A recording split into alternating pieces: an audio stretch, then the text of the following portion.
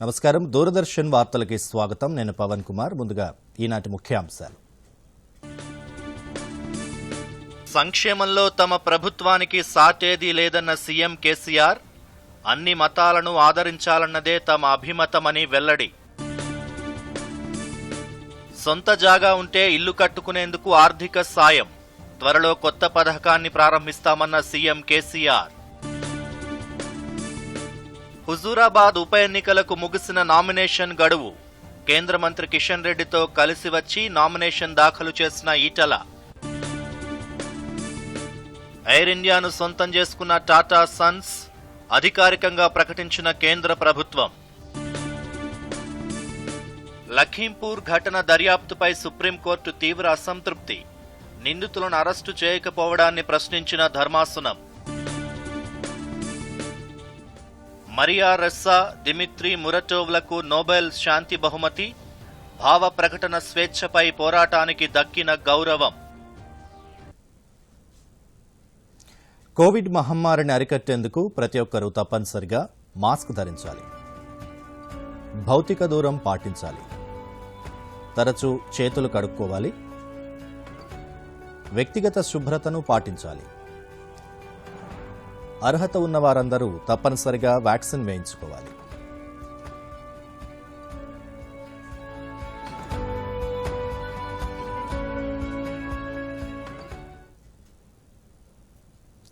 వివరాలు చూద్దాం.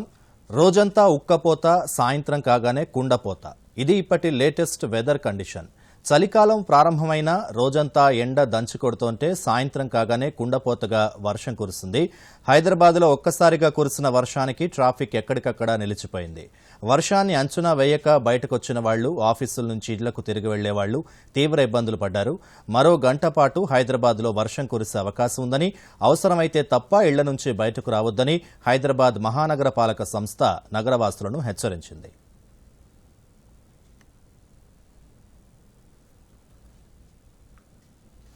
రాష్ట్రంలో ప్రభుత్వ సంక్షేమ పథకాల అమలుపై శాసనసభలో జరిగిన స్వల్పకాలిక చర్చ సందర్భంగా సీఎం కేసీఆర్ మాట్లాడారు. 2004 నుంచి 2014 వరకు కాంగ్రెస్ పాలనలో ఎస్సీ వెల్ఫేర్ కోసం 6,198 కోట్లు ఖర్చు పెట్టారని, తమ ప్రభుత్వం కేవలం 7 ఏళ్లలోనే 23,296 కోట్లు ఖర్చు చేశామన్నారు.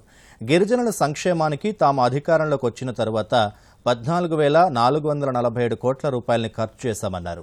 బీసీ సంక్షేమం కోసం కూడా టీఆర్ఎస్ ప్రభుత్వం 19,535 కోట్ల రూపాయలు, మైనారిటీల కోసం 6,971 కోట్లు ఖర్చు చేసిందని కేసీఆర్ తెలిపారు. కేంద్ర తలసరి ఆదాయంతో పోలిస్తే తెలంగాణ తలసరి ఆదాయం రెట్టింపని, దేశ ఖజానాకు నిధులు సమకూర్చేవి 4-5 రాష్ట్రాలనని, అందులో తెలంగాణ కూడా ఒక్కటన్నారు. కేంద్రం ఇచ్చిన నిధులు మళ్లిస్తున్నారన్న ఆరోపణల్లో వాస్తవం లేదని సీఎం అన్నారు. కేంద్రం నిధులిస్తేనే కదా మళ్లించేందుకు ఆస్కారం ఉంటుందని కేసీఆర్ ప్రతిపక్షాల విమర్శలకు సమాధానమిచ్చారు. సొంత భూమిలో ఇల్లు కట్టుకునే పథకాన్ని త్వరలో ప్రారంభిస్తామని, నియోజకవర్గానికి 1000 లేదా 1,500 మందికి అవకాశం ఇస్తామన్నారు. త్వరలోనే ఈ పథకం విధి విధానాలు ఖరారు చేస్తామన్నారు. ఉపాధి హామీ పథకం ఫీల్డ్ అసిస్టెంట్లను తొలగించాకే నిధుల వినియోగం పెరిగిందని, ఫీల్డ్ అసిస్టెంట్లు ఉద్యోగులు కాకపోయినా వారు ఉద్యోగులం అనుకుంటున్నారని, ఫీల్డ్ అసిస్టెంట్లను మళ్లీ తీసుకునే అవకాశాన్ని పరిశీలిస్తామన్నారు ముఖ్యమంత్రి కేసీఆర్. 23,296 కోట్లు ఖర్చు పెట్టినాం. ఏం చేసిందంటే ఇది చేసినాం. It is audited figures. The figures which I have given today to the house are audited by the Comptroller and Auditor General of India. ఆ ఫిగర్స్ ఇచ్చినాం. చీఫ్ సెక్రటరీ గారు స్వయంగా, ఫైనాన్స్ సెక్రటరీ గారు స్వయంగా కూర్చొని, వాళ్ళు చిన్న క్లర్క్స్ కాకుండా అన్ని డిపార్ట్మెంట్ల సెక్రటరీలను పిలిపించి శాసనసభకు ఇచ్చేది ఎప్పుడు ఇచ్చినా చాలా జాగ్రత్తగా ఇవ్వాలని మనం ఒక మాట చెప్తే దాన్ని తీసుకొని వాళ్ళు స్వయంగా చేయించినారు. These are all audited by the CAG. 10 years Congress governments minority budget does not even equate with 1 year's budget of government of Telangana. 925 కోట్లు వాళ్ళు పెడితే 6,971 కోట్లు మేము పెట్టాం అధ్యక్ష. This is the change.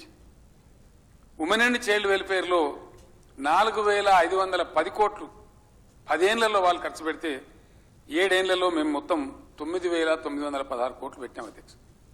అధ్యక్ష, టోటల్ గా చూస్తే 10 years లో ఈ 5 ముఖ్యమైనటువంటి సెక్షన్స్ ఏవైతున్నాయో, అల్పాదాయ పేద వర్గాలు, పేదరికం ఎక్కువగా ఉన్న వర్గాలు. అందులో మొత్తం టోటల్గా 10 సంవత్సరాలు వాళ్ళు పెట్టిన ఖర్చు 21,663 కోట్లు. అదే టీఆర్ఎస్ గవర్నమెంట్ పెట్టింది 74,165 కోట్ల అధ్యక్ష. రిజర్వ్ బ్యాంక్ ఆఫ్ ఇండియా కుండ బద్దలు కూడా చెప్పింది అధ్యక్ష. మొన్ననే వచ్చింది రిపోర్ట్, మీరు నెట్లో కొడితే వస్తుంది, మీకు చూసుకోవచ్చు, అది open to all. The best contributing 4 స్టేట్స్లో తెలంగాణ ఉంది అని తెలంగాణను తారీఫ్ చేస్తూ వచ్చింది అధ్యక్ష. అసైన్డ్ ల్యాండ్స్ పేదలవి ఎంతవరకు వీలైతే అంతవరకు, unless there is a compulsion, తీసుకోవద్దనే ప్రభుత్వం ఆదేశం ఇచ్చింది అధ్యక్ష.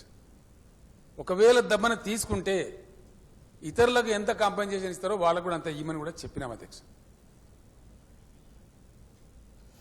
భారత మాజీ ప్రధాని తెలంగాణ ముద్దుబిడ్డ పివి నరసింహారావు చిత్రపటాన్ని అసెంబ్లీ లాబీలో సీఎం కె చంద్రశేఖరరావు, స్పీకర్ పోచారం శ్రీనివాసరెడ్డి, మండలి ప్రోటం చైర్మన్ భూపాల్ రెడ్డితో కలిసి ఆవిష్కరించారు.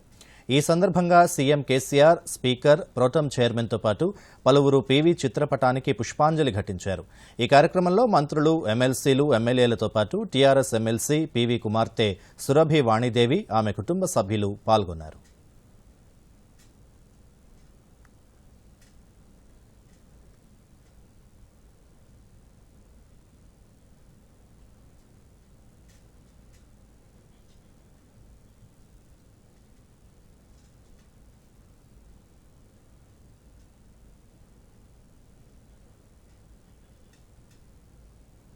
సమ్మిళిత అభివృద్ధి లక్ష్యంగా సీఎం కేసీఆర్ పనిచేస్తున్నారని రాష్ట్ర ఐటీ, పురపాలక శాఖ మంత్రి కేటీఆర్ అన్నారు.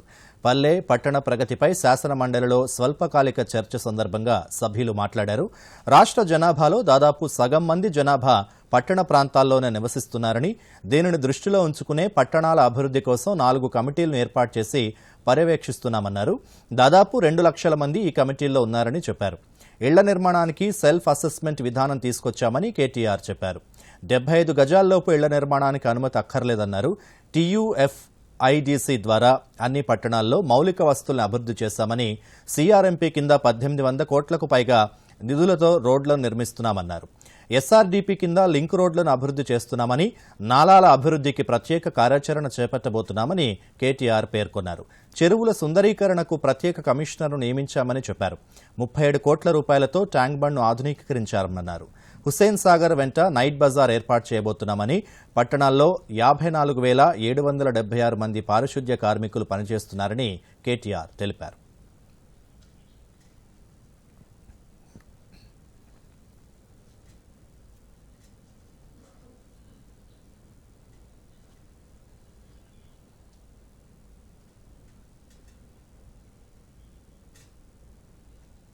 అభివృద్ధి చేయండి అనేదైతే వారు చెప్పారో దానికి అనుగుణంగా ఒక సంస్థను ఏర్పాటు చేసినాం అధ్యక్ష. TUFIDC, Telangana urban finance infrastructure developing corporation. దానిలో ఒక 2,000 కోట్ల మొత్తాన్ని రాష్ట్ర ప్రభుత్వం నుంచి రుణంగా సమీకరించుకున్నాం. దానిలో భాగంగానే ఈరోజు మీరు ఏ పట్టణానికి పోయినా ఒక విజిబుల్ ఫేస్ లిఫ్ట్ కనబడుతుంది అధ్యక్ష.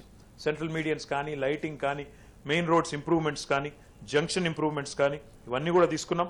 దాదాపు 2,000 కోట్ల రుణం తీసుకొని మొత్తం అన్ని మున్సిపాలిటీల్లో కూడా దాదాపు 3,000 కోట్ల పనులు చెకప్ చేశాం. ఎందుకంటే ఇంజనీరింగ్ పనులు ఎప్పుడైనా కూడా 1.5 టైం తీసుకుంటాం అధ్యక్ష. ఆ రకంగా ముందుకు పోతా ఉన్నాం.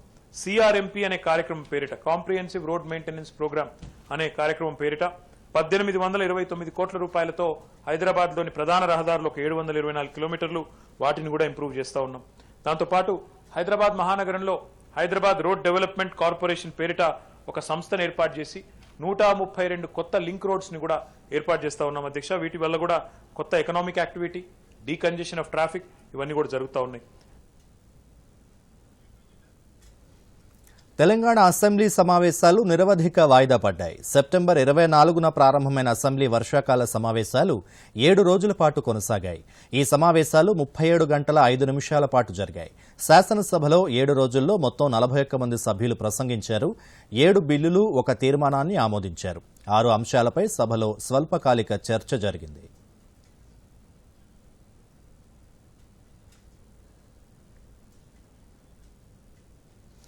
తెలంగాణ ఇంటర్ ఫస్ట్ ఇయర్ పరీక్షల షెడ్యూల్లో స్వల్ప మార్పులు చోటు చేసుకున్నాయి. హుజూరాబాద్ ఉప ఎన్నిక పోలింగ్ నేపథ్యంలో పరీక్షల తేదీల్లో మార్పులు చేశారు. ఈ నెల 29, 30న జరగాల్సిన పరీక్షలను ఈ నెల 31, నవంబర్ 1వ తేదీకి మార్చారు. అక్టోబర్ 25న సెకండ్ లాంగ్వేజ్, 26న ఇంగ్లీష్, 27న maths 1A, botany, political science, 28న మ్యాథ్స్ 1B, జువాలజీ, హిస్టరీ, 31న ఫిజిక్స్, ఎకనామిక్స్, నవంబర్ 1న కెమిస్ట్రీ, కామర్స్, 2వ తేదీన పబ్లిక్ అడ్మినిస్ట్రేషన్, 3న మోడర్న్ లాంగ్వేజ్, జియోగ్రఫీ పేపర్లకు ఎగ్జామ్స్ నిర్వహించనున్నారు. ఎయిర్ ఇండియా ప్రైవేటీకరణపై కేంద్ర ప్రభుత్వం కీలక ప్రకటన చేసింది. అప్పుల ఊబిలో కూరుకుపోయిన విమానయాన సంస్థను దక్కించుకునేందుకు చాలా సంస్థలు బిడ్లు దాఖలు చేయగా టాటా సన్స్ను విజయవంతమైన బిడ్డర్గా ఎంపిక చేసినట్లు కేంద్ర పెట్టుబడులు, ప్రభుత్వ ఆస్తుల నిర్వహణ విభాగం కార్యదర్శి తుహిన్ కాంత పాండే శుక్రవారం అధికారికంగా వెల్లడించారు. దీంతో 68 ఏళ్ల తర్వాత ఎయిర్ ఇండియా తిరిగి టాటా చేతుల్లోకి వెళ్లనుంది.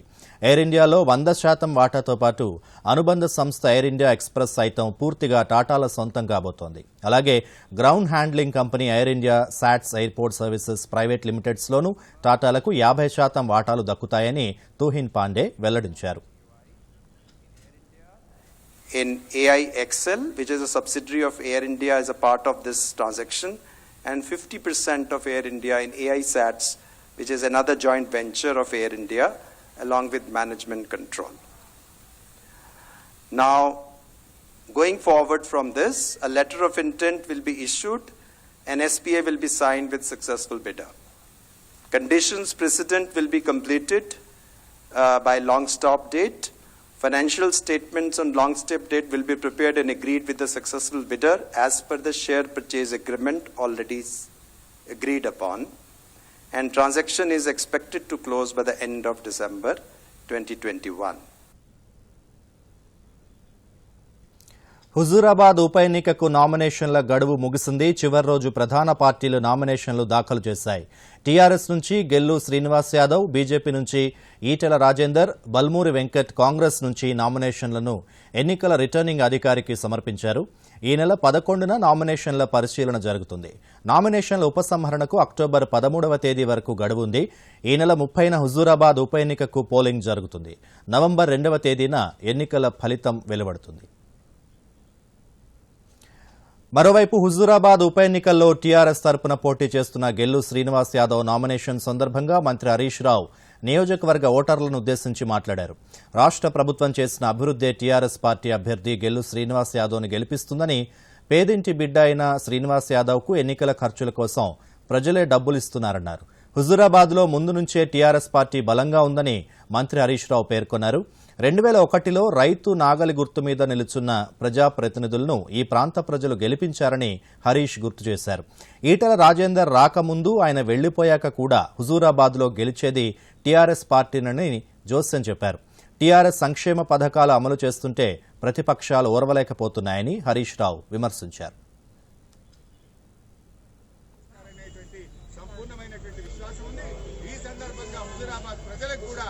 టీఆర్ఎస్ పార్టీ పక్షాన విజ్ఞప్తి చేస్తా ఉన్నా. వచ్చే 2.5 సంవత్సరాలు టీఆర్ఎస్ పార్టీ ఇంకా అధికారంలో ఉంటుంది. మీరు గెల్లు శ్రీనివాస్ గారిని గెలిపించండి. నేను గెల్లు శ్రీనివాస్ గారికి నేను కూడా తోడుగా ఉంటాం. మీకు ఇచ్చిన ప్రతి హామీని నిలబెట్టుకుంటాం. సెంటిమెంట్ తో ఇవాళ ఓట్లు పొందాలని చూస్తున్నారు. నేను హుజూరాబాద్ ప్రజల్ని కోరేది ఒక్కటే, ఒక వ్యక్తి బాగుపడాలన్నా హుజూరాబాద్ అనే వ్యవస్థ బాగుపడాలన్నా, ఒక వ్యక్తి లాభపడితే మంచిదా, హుజూరాబాద్ లో ఉండే ఈ లక్షలాది ప్రజలు బాగుపడితే మనకు మంచిదా? మరి ఈ రోజు టీఆర్ఎస్ గెలుపుతోనే హుజూరాబాద్ అభివృద్ధి సాధ్యమైంది.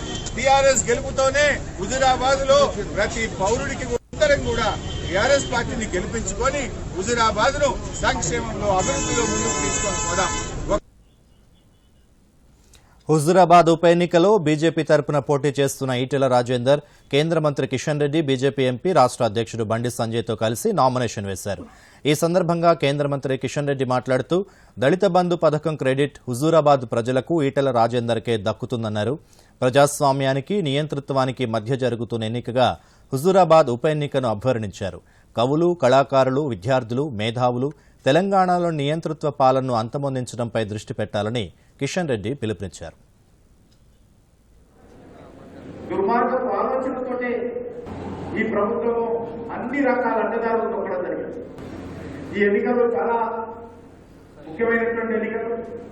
హుజరాబాద్ ఎన్నికలను దృష్టిలో పెట్టుకుని రాష్ట్ర ప్రభుత్వము దళిత బంధు పథకాన్ని తీసుకురావడం జరిగింది. భారతీయ జనతా పార్టీగా మేము చాలా గర్వపడతా ఉన్నాం. రాష్ట్రంలో దళిత బంధు రావడానికి క్రెడిట్ ఎవరికైనా కొడుతుందంటే అది హుజూరాబాద్ ప్రజలకు చెప్తున్న సమయం. ఈటల రాజేందర్ గారు చెప్తుంది, భారతీయ జనతా పార్టీ చెప్తుంది. అందుకే నేను రాష్ట్ర ప్రభుత్వాన్ని కోరుతా ఉన్నాను, దళిత బంధు పథకాన్ని హుజూరాబాద్ ఈటల రాజేందర్ దళిత బంధు పథకంగా పెట్టాల్సిందిగా కోరుతాను. హుజూరాబాద్ ఈటల రాజేందర్ దళిత బంధు పథకం అని పెడితేనే దానికి వండె తెచ్చినట్టు అవుతుంది. కాబట్టి దళిత సోదరులకు హుజూరాబాద్లోని అన్ని గ్రామాలలో కూడా ఇది పూర్తి స్థాయిలో అమలు జరగాలని, అదేవిధంగా తెలంగాణలోని ప్రతి దళిత బిడ్డకు ఈ దళిత బంధు పథకం కింద రాష్ట్ర ప్రభుత్వం ప్రకటించినటువంటి నిధులు వెంటనే అందజేయాలని కూడా భారతీయ జనతా పార్టీ తరఫున నేను కోరుతా ఉన్నాను. ఓటు హక్కు ఎంత విలువైందో చెప్పాల్సిన పని లేదు. కానీ ఈ తరం యువత పోలింగ్ స్టేషన్ దాకా వెళ్లలేని బద్ధకంతో ఓటు హక్కును వినియోగించుకోవడం లేదు. మరికొందరు రకరకాల కారణాల వల్ల పోలింగ్ కేంద్రం దాకా రాలేకపోతున్నారు. ఇటువంటి వారి కోసం తొలిసారిగా కొత్త ఓటింగ్ విధానాన్ని ప్రయోగాత్మకంగా అమలు చేస్తున్నారు. మరిన్ని వివరాలు చూద్దాం. మారుతున్న టెక్నాలజీకి అనుగుణంగా ఎన్నికల్లో ఓటు వేసే విధానంలోనూ మార్పు కోసం రాష్ట్ర ఎన్నికల సంఘం ఈ ఓటింగ్ విధానాన్ని తెరపైకి తీసుకొచ్చింది. దేశంలోనే తొలిసారిగా తెలంగాణ ప్రభుత్వం ఖమ్మం మున్సిపల్ కార్పొరేషన్లో ఈ ఓటుకు శ్రీకారం చుట్టింది. ఇందుకోసం శుక్రవారం నుంచి ఈ నెల 18 వరకు ఆన్లైన్లో రిజిస్ట్రేషన్ ప్రక్రియ చేపట్టనున్నారు. 20న పోలింగ్ జరుగుతుంది. ఖమ్మం కార్పొరేషన్ పరిధిలో మొత్తం 2,88,646 మంది ఓటర్లుండగా వీరిలో 10,000 మందికి ఈ విధానం ద్వారా ఓటు వేసే అవకాశం కల్పించారు. వీరిలోనూ తొలుత ప్రభుత్వోద్యోగులు, వారి కుటుంబ సభ్యులకు అవకాశం కల్పించాలని అధికారులు నిర్ణయించారు. పోలింగ్ స్టేషన్కు రాలేని వృద్ధులు, వికలాంగులు, అనారోగ్యానికి గురైన వారు, పోలింగ్ సమయానికి అందుబాటులో లేని వారికి ఈ ఓటింగ్ ద్వారా ఓటు వేసే అవకాశాన్ని కల్పించనున్నారు. పోలింగ్కు 3 రోజుల ముందు వారి పేరు ఈ ఓటింగ్ యాప్లో రిజిస్ట్రేషన్ చేసుకునే అవకాశాన్ని కల్పిస్తారు. పోలింగ్ రోజు యాప్ ద్వారా ఓటు హక్కును వినియోగించుకునేలా ఏర్పాట్లు చేస్తారు. ఈ ఓటింగ్ సదుపాయాన్ని వినియోగించుకోవాలనుకునేవారు తప్పనిసరిగా స్మార్ట్ ఫోన్ను కలిగి ఉండాలి. గూగుల్ ప్లేస్టోర్లోకి వెళ్లి TSEC ఈ ఓట్ యాప్ను డౌన్లోడ్ చేసుకోవాలి. Voter ID number, Aadhaar number enter చేయగానే ఓటీపీ వస్తుంది. తర్వాత యాప్లో సెల్ఫీ ఫోటో అడుగుతుంది. ఫోటోను అప్లోడ్ చేయాలి. ఆధార్ కార్డు దిగిన సమయంలో, అంటే సుమారు 15 ఏళ్ల క్రితం దిగిన ఫోటోను, తాజాగా అప్లోడ్ చేసిన ఫోటోను ఇమేజ్ ప్రాసెసింగ్ టెక్నాలజీ సరిపోల్చుతుంది. తర్వాత రిజిస్ట్రేషన్ పూర్తవుతుంది. పోలింగ్ రోజున ఆ యాప్ను ఓపెన్ చేయగానే బ్యాలెట్ పేపర్ ప్రత్యక్షమవుతుంది. అప్పుడు మనకు నచ్చిన గుర్తుపై టిక్ మార్క్ పెట్టి ఓటు వేయొచ్చు. ఖమ్మం కార్పొరేషన్లో ప్రయోగాత్మకంగా ఈ ఓటు విధానాన్ని అమలు చేస్తున్నామని, 10,000 మంది ఓటర్లకు ఈ ఓటు వినియోగించుకునే అవకాశం కల్పించామని ఖమ్మం మున్సిపల్ కమిషనర్ ఆదర్శ్ సురభి తెలిపారు. కార్పొరేషన్లో ఓటు హక్కు కలిగిన ప్రతి ప్రభుత్వోద్యోగి ఈ ఓట్ ద్వారా ఓటు వేసేందుకు ఆన్లైన్లో రిజిస్ట్రేషన్ చేసుకోవాలని సూచించారు. తెలంగాణ స్టేట్ ఎలక్షన్ కమిషన్ ఒక ఇన్నోవేటివ్ యాప్, ఈ ఓట్ యాప్ అని ఒక యాప్ తోటి ఖమ్మం మున్సిపల్ కార్పొరేషన్ ఏరియాలో ఎలక్ట్రానిక్ ఓటింగ్ ద్వారా పైలట్ ప్రాజెక్ట్ చేయడం జరుగుతుంది. దీంట్లో government of Telangana IT department, అదేవిధంగా CDAC, ఈ 2 డిపార్ట్మెంట్స్ ఆధ్వర్యంలో ఎలక్షన్ కమిషన్ సపోర్ట్ తోటి ఖమ్మం కార్పొరేషన్ని పైలట్ ప్రాజెక్ట్ కోసం సెలెక్ట్ చేయడం జరిగింది. దీంట్లో అందరి ప్రజలకు విజ్ఞప్తి, ఇది చాలా innovative app, state of the art app లాగా తయారు చేయడం జరిగింది. మొత్తం కంట్రీలో ఫస్ట్ టైం ఈ ఓటింగ్ అనేది చేయడం మనం చూస్తున్నాం. దీంట్లో ఒక డమ్మీ ఓట్, ఒక డమ్మీ ఎలక్షన్ లాగా, ఒక మాక్ ఎలక్షన్ లాగా 20th అక్టోబర్కి ఓటింగ్ ప్రారంభం జరుగుతుంది. 8th నుంచి 18th అక్టోబర్ వరకు రిజిస్ట్రేషన్ ఓపెన్ ఉంటుంది. అందరు ప్రజలకు విజ్ఞప్తి, గూగుల్ ప్లే స్టోర్లో నుంచి TSEC Telangana state election commission ఈ ఓట్ యాప్ని డౌన్లోడ్ చేసుకుంటే 8th నుంచి 18th అక్టోబర్ లోపు వాళ్ళు ఈ ఓటింగ్ సిస్టమ్కి వాళ్ళు ఎన్రోల్ కావచ్చు. ఎనీ ఓటర్ ఆఫ్ ఖమ్మం ఈ ఎలక్షన్లో ఓట్ చేయడానికి అధికారం ఉంటుంది. Bureau report, Doordarshan news. ఉత్తరప్రదేశ్లోని లఖింపూర్ ఖేరీలో చోటు చేసుకున్న హింసాత్మక ఘటనలపై సుప్రీంకోర్టులో మరోసారి విచారణ జరిగింది. ఈ ఘటనలో యూపీ ప్రభుత్వం చేపట్టిన చర్యలపై అత్యున్నత న్యాయస్థానం అసంతృప్తి వ్యక్తం చేసింది. నిందితులను ఇంకా ఎందుకు అరెస్ట్ చేయలేదని ప్రశ్నించింది. దీనిపై దసరా తర్వాత తదుపరి విచారణ చేపడతామని వెల్లడించింది.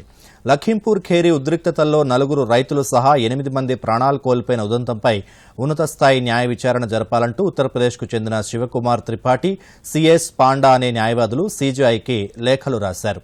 వీటిపై విచారణ చేపట్టిన ప్రధాన న్యాయమూర్తి జస్టిస్ ఎన్వి రమణ నేతృత్వంలోని ధర్మాసనం లఖింపూర్ ఘటనపై తీసుకున్న చర్యలను వివరిస్తూ స్థాయి నివేదిక సమర్పించాలని యూపీ ప్రభుత్వాన్ని ఆదేశించింది. కోర్టు ఆదేశాల మేరకు యూపీ సర్కార్ నేడు ఆ నివేదికను సమర్పించింది. అయితే ఈ ఘటనలో ఉత్తరప్రదేశ్ ప్రభుత్వం చేపట్టిన చర్యలపై ధర్మాసనం తీవ్ర అసంతృప్తి వ్యక్తం చేసింది.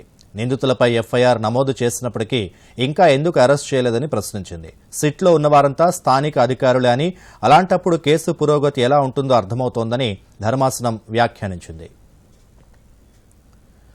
తన కుమారుడు ఆశిష్ మిశ్రా శనివారం ఉత్తరప్రదేశ్ పోలీసుల ఎదుట హాజరవుతాడని కేంద్ర హోంశాఖ సహాయ మంత్రి అజయ్ మిశ్రా తెలిపారు.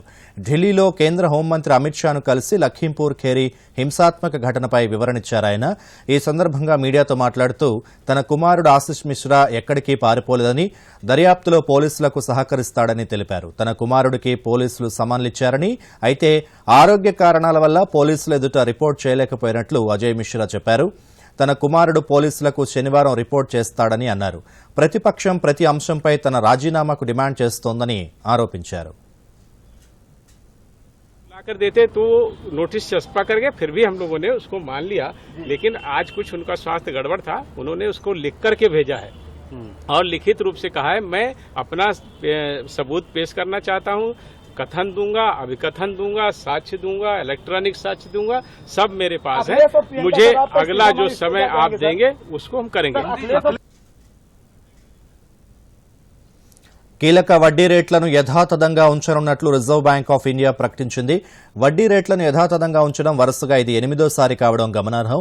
దీంతో రెపో రేటు 4%గా, రివర్స్ రెపో రేటు 3.35%గా కొనసాగుతుందని ఆర్బీఐ గవర్నర్ శక్తికాంత దాస్ చెప్పారు.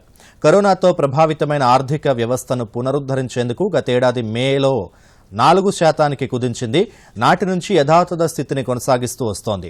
ద్రవ్యోల్బణాన్ని కట్టడిలో ఉంచడానికే తాము ఈ నిర్ణయం తీసుకున్నామని తెలిపారు. అక్టోబర్ 6న ప్రారంభమైన ఆర్బీఐ మానిటరీ పాలసీ కమిటీ నిర్ణయాలను శక్తికాంత దాస్ వెల్లడించారు.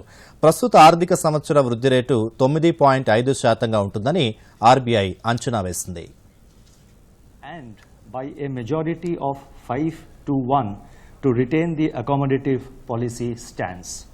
Consequently, the policy repo rate remains unchanged at 4% and the stance remains accommodative as long as necessary to revive and sustain growth on a durable basis and continue to mitigate the impact of COVID-19 on the economy while ensuring that inflation remains within the target going forward. The marginal standing facility, that is MSF rate, and the bank rate remain unchanged at 4.25%. The reverse repo rate also remains unchanged at 3.35%. ప్రయాణికుల బోగీలను railway శాఖ ఆధునీకరిస్తోంది. కాలం చెల్లిన ఐసీఎఫ్సీ బోగీల స్థానంలో ఆధునిక ఎల్హెచ్బీ బోగీలను అందుబాటులోకి తీసుకొస్తోంది. దక్షిణ మధ్య railway పరిధిలో 30 జతల రైళ్లకు ఎల్హెచ్బీ బోగీలను ఏర్పాటు చేశామని చెప్పారు Secunderabad coach depot officer Madhukar Tawre.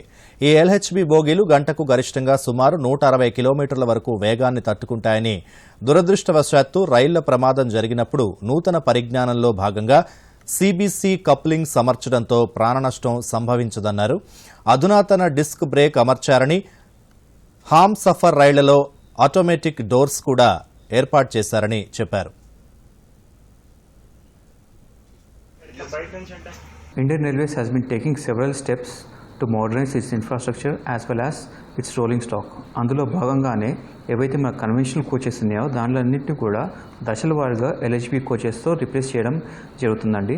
అందులో భాగంగా దక్షిణ మధ్య రైల్వే ఇప్పటివరకు already 32 pairs of trains already LHB కోచెస్తో కంప్లీట్లీ రిప్లేస్ చేయడం జరిగింది.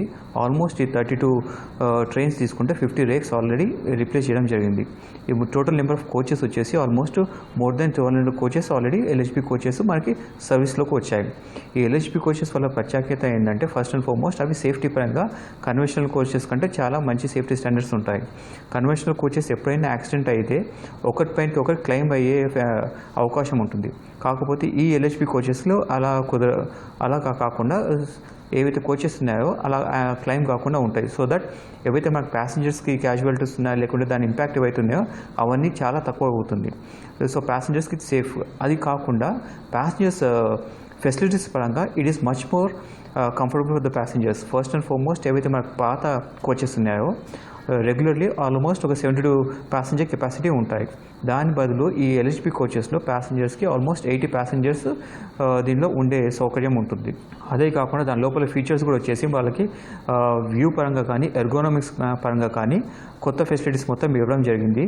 ఒక కంఫర్ట్ పరంగా చూసినా సరే అక్కడ ఉండే సీట్స్ పరంగా కానీ లేకుంటే విండో షీల్డ్స్ పరంగా కానీ లేకుంటే అక్కడ ఉండే టాయిలెట్స్ కానీ డస్ట్బిన్స్ కానీ లేకుంటే ఏసీ ఏవైతే ఫెసిలిటీ ఉందో ఇవన్నీ కూడా మోడర్న్ ఎక్విప్మెంట్ ఇవ్వడం ద్వారా ప్యాసింజర్స్కి మోడర్న్ ఫెసిలిటీస్ ఈ కోచెస్లో అందుబాటులోకి వస్తాయి. ప్రభుత్వ ప్రోత్సాహం, అధికారుల అంకితభావం, వీడీసీలు, ప్రజాప్రతినిధుల సహకారం వల్లనే 2001లో వేల్పూర్ మండలాన్ని దేశంలోనే మొట్టమొదటి బాల కార్మికులు లేని మండలంగా ప్రకటించడం సాధ్యమైందని కేంద్ర ప్రభుత్వ జలశక్తి మంత్రిత్వ శాఖలో అదనపు కార్యదర్శిగా పనిచేస్తున్న జి అశోక్ కుమార్ తెలిపారు. 2001లో ఆయన నిజామాబాద్ జిల్లా కలెక్టర్గా విధులు నిర్వహించిన సమయంలోనే వేల్పూర్ మండలం బాల కార్మికులు లేని మండలంగా పేరు తెచ్చుకుంది. ఆ సమయంలో పనిచేసిన మండలంలోని సర్పంచులు, ప్రజాప్రతినిధులు, విలేజ్ డెవలప్మెంట్ కమిటీ ప్రతినిధులు, అధికారులతో ప్రగతి భవన్లో 20 సంవత్సరాల సెలబ్రేషన్స్ కార్యక్రమాన్ని ఏర్పాటు చేశారు. ఈ సందర్భంగా అశోక్ కుమార్ మాట్లాడుతూ దేశంలోనే బాల కార్మిక వ్యవస్థను పూర్తిగా నిర్మూలించిన మండలంగా వేల్పూరు జాతీయ స్థాయిలోనే కాకుండా అంతర్జాతీయ స్థాయిలో కూడా మంచి గుర్తింపు వచ్చిందని, ఎంతో మంది అంకిత భావంతో పనిచేస్తేనే ఈ విజయం సాధ్యమైందన్నారు. చదువు మీద ఎక్కువ శ్రద్ధ చూపిస్తున్నారు. చాలా చోట్ల రెసిడెన్షియల్ స్కూల్ స్టార్ట్ చేశారు. నాకు కూడా దాన్ని కూడా భాగ్యం కలిగింది. అప్పుడు 2017 సంవత్సరంలో ఒకే రోజు 115 రోజు స్కూల్ రెసిడెన్షియల్ స్కూల్ స్టార్ట్ చేయడం బీసీ వెల్ఫేర్. సార్ వచ్చిన తర్వాత రెసిడెన్షియల్ స్కూల్ బీసీ వెల్ఫేర్ కానివ్వండి, ఎస్సీఎఫ్ఆర్ పార్టీ ఉండేది. తర్వాత మైనారిటీ వెల్ఫేర్ కి దాదాపు స్కూల్ రెసిడెన్షియల్ స్కూల్ స్టార్ట్ చేయడం జరిగింది. అదేవిధంగా జూనియర్ కాలేజెస్ కూడా చాలా చేయడం జరిగింది. అంటే చదువు గురించి అందరికి ఇప్పుడు అవగాహన వచ్చింది. అది డైరెక్ట్ గా అక్కడ నుంచి సీఎం గారే ముందుకు పెడుతున్నారు. చాలా సంతోషం. నోబెల్ శాంతి బహుమతిని ఏడాది ఇద్దరికి సంయుక్తంగా ప్రకటించారు. ప్రజాస్వామ్యానికి, సుదీర్ఘ శాంతి స్థాపనకు కీలకమైన భావ ప్రకటన స్వేచ్ఛను పరిరక్షిస్తున్నందుకు గాను ఫిలిప్పీన్స్కు చెందిన మారియా రెస్సా, రష్యాకు చెందిన డిమిత్రీ మురటోవ్లకు నోబెల్ శాంతి బహుమతిని ప్రకటించారు. వీరిద్దరూ భావ ప్రకటన స్వేచ్ఛ కోసం అసాధారణ పోరాటాన్ని చేశారని, ఈ ఇద్దరు జర్నలిస్టుల పోరాటం స్ఫూర్తిదాయకమని నోబెల్ కమిటీ పేర్కొంది. ఫిలిప్పీన్స్లో అధికార దుర్వినియోగంపై మరియా ధైర్యంగా గళం విప్పారు. హింస, అధికార దురహంకారాన్ని ప్రశ్నించారు. 2012లో ఆమె rappler.comను స్థాపించడమే కాకుండా ఇన్వెస్టిగేటివ్ జర్నలిజం కోసం డిజిటల్ మీడియా కంపెనీని ప్రారంభించి అధ్యక్షుడు డెరెట్టో అరాచకాలపై పోరాడారు. ఇదిలా ఉంటే రష్యాలో కొన్ని దశాబ్దాలుగా భావ ప్రకటన స్వేచ్ఛ కోసం మురటోవ్ తిరుగులేని పోరాటం చేశారు. రోజురోజుకు సవాలుగా మారుతున్న భావ ప్రకటన స్వేచ్ఛను కాపాడడం కోసం నోవాజా గెజిటా అనే పత్రికను స్థాపించారు. సత్యాన్ని రాయడం, ప్రొఫెషనల్గా వార్తల్ని అందించడంలో నోవాజా గెజిటాకు మంచి గుర్తింపు వచ్చింది. రష్యాలో మరే మీడియా చేయలేని పనిని మురటోవ్ చేసి చూపించారు. ఇప్పటివరకు ఆ పత్రికకు చెందిన 6 జర్నలిస్టులు హత్యకు గురయ్యారు. ఎన్ని బెదిరింపులొచ్చినా ఎడిటర్ దిమిత్రీ పత్రికను ధైర్యంగా నడిపారు. జర్నలిస్టుల హక్కుల కోసం నిరంతరం శ్రమించారు. తాలిబాన్ల పాలనలో ఉన్న ఆఫ్ఘనిస్తాన్ మరోసారి భారీ పేలుడుతో దద్దరిల్లింది. ఉత్తర ఆఫ్ఘనిస్తాన్లోని కుందుంజ్ ప్రావిన్స్లో ఓ మసీదులో శక్తివంతమైన పేలుడు సంభవించింది. శుక్రవారం ఖాన్ ఆజాద్ ప్రాంతంలోని షియాల మసీదులో ప్రార్థనలు జరుగుతున్న సమయంలో ముష్కరులు జరిపిన ఈ పేలుళ్లలో కనీసం 100 మంది దుర్మరణం చెందినట్లు పోలీసులు వెల్లడించారు. అనేక మంది గాయపడినట్లు తెలిపారు. ప్రార్థనలు చేసుకుంటున్న సమయంలో పేలుడు శబ్దం వినపడినట్లు ప్రత్యక్ష సాక్షులు చెప్పినట్లు అంతర్జాతీయ వార్తా సంస్థలు పేర్కొన్నాయి. పేలుడు సమయంలో మసీదులో వందలాది మంది ముస్లింలు ఉన్నట్లు సమాచారం. ఈ ఘటనపై తాలిబాన్ల ముఖ్య అధికార ప్రతినిధి జాబిహుల్లా ముజాహిద్ స్పందించారు. షియాల మసీదు లక్ష్యంగా జరిగిన ఈ పేలుళ్లో పెద్ద సంఖ్యలో మరణాలు సంభవించినట్లు వెల్లడించారు. అనేక మంది గాయాల పాలనట్టు తెలిపారు. తాలిబాన్ల ప్రత్యేక బలగాలు ఘటనా స్థలానికి చేరుకున్నాయన్నారు. ఈ ఘటనపై దర్యాప్తు జరుగుతోందని చెప్పారు. మరోసారి ముఖ్యాంశాలతో వార్తలు ముగిద్దాం. నమస్కారం. దూరదర్శన్ యాదగిరి వార్తలను ఇప్పుడు సోషల్ మీడియాలో కూడా చూడొచ్చు. యూట్యూబ్ అయితే డీడీ న్యూస్ తెలంగాణ, ట్విట్టర్ అయితే DD news Telangana @DD Yadagiri news, మరి ఫేస్బుక్ అయితే డీడీ న్యూస్ తెలంగాణలో చూసి సబ్స్క్రైబ్ చేసి లైక్ చేయండి, షేర్ చేయండి. సంక్షేమంలో తమ ప్రభుత్వానికి సాటేదీ లేదన్న సీఎం కేసీఆర్, అన్ని మతాలను ఆదరించాలన్నదే తమ అభిమతమని వెల్లడి. సొంత జాగా ఉంటే ఇల్లు కట్టుకునేందుకు ఆర్థిక సాయం, త్వరలో కొత్త పథకాన్ని ప్రారంభిస్తామన్న సీఎం కేసీఆర్. హుజూరాబాద్ ఉప ఎన్నికలకు ముగిసిన నామినేషన్ గడువు, కేంద్ర మంత్రి కిషన్ రెడ్డితో కలిసి వచ్చి నామినేషన్ దాఖలు చేసిన ఈటల. ఎయిర్ ఇండియాను సొంతం చేసుకున్న టాటా సన్స్ అధికారికంగా ప్రకటించిన కేంద్ర ప్రభుత్వం. లఖీంపూర్ ఘటన దర్యాప్తుపై సుప్రీంకోర్టు తీవ్ర అసంతృప్తి, నిందితులను అరెస్టు చేయకపోవడాన్ని ప్రశ్నించిన ధర్మాసనం. మరియా రెస్సా, దిమిత్రీ మురటోవ్లకు నోబెల్ శాంతి బహుమతి, భావ ప్రకటన స్వేచ్ఛపై పోరాటానికి దక్కిన గౌరవం.